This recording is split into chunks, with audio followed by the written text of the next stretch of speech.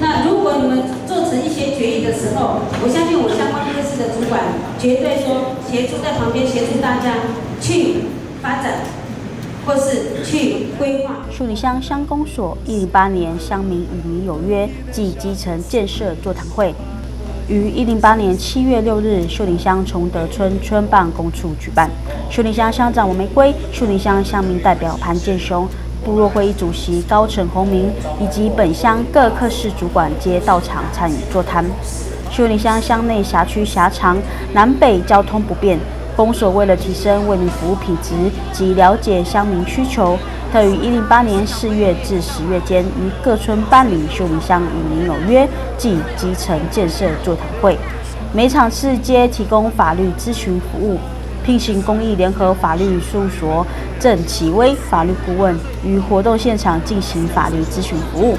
本所期望乡民能踊跃参与活动，将自己的宝贵意见表达出来，作为明后乡政推动上重要的参考依据。